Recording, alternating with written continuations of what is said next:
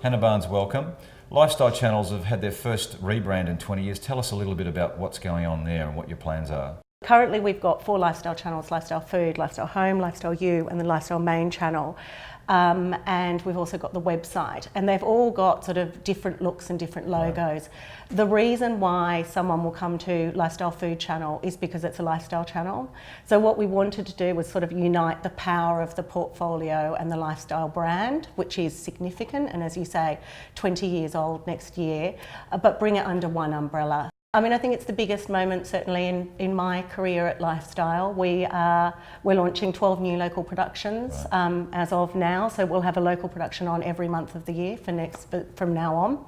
And we're also rebuilding our website from the ground up. So tell us some of the programming that you've got coming through over the next 12 months. What are some of those shows that we're going to see? So first cab off the ranks is Gogglebox, which is one of my favourites. I think that show, it's the biggest hit for Lifestyle. It's been our biggest hit this year. Next we've got Bake Off, Great Australian Bake Off Series 2. We've got 2 more property shows coming. Then we've got Selling Houses, Grand Designs, and the list goes on. So the content and what you do and how you produce it, or how it appears to the viewer or a user online, that's not changing. The type of content that's coming out?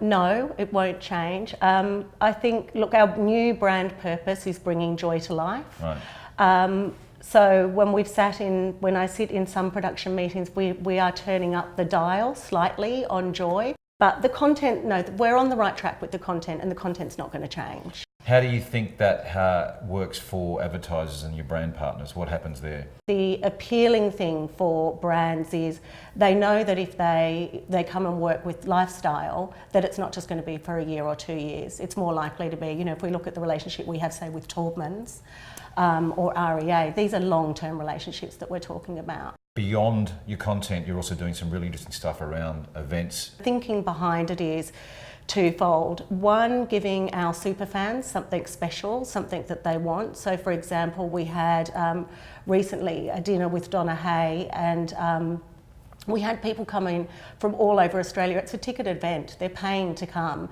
but they get access to Donna, they get to eat delicious food, and they're getting something extra beyond the content experience, I guess.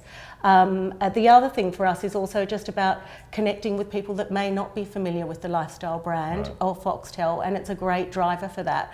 The one I'm most excited about that we've got coming up is a high tea with Maggie at the Barossa. Fantastic. Which would be really amazing. Our events, as soon as we put the tickets out, tend to sell out within 24 hours. And again, they're also a really good opportunity for us to give something back to our brands as well. So our brand partners come along to those events too.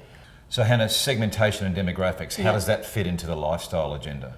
I think, everyone talks about demographic is dead, and I sort of feel like that's not quite getting the point right. For Lifestyle, and the beauty, I think, of Foxtel is that we don't have to focus on one core demographic, like, say, for example, our friends at free-to-air networks have to.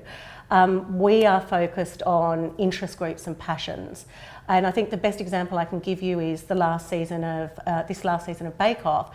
We have a 16-year-old Italian guy, he's not a boy, he's a guy, and we have a 67-year-old woman from Berry.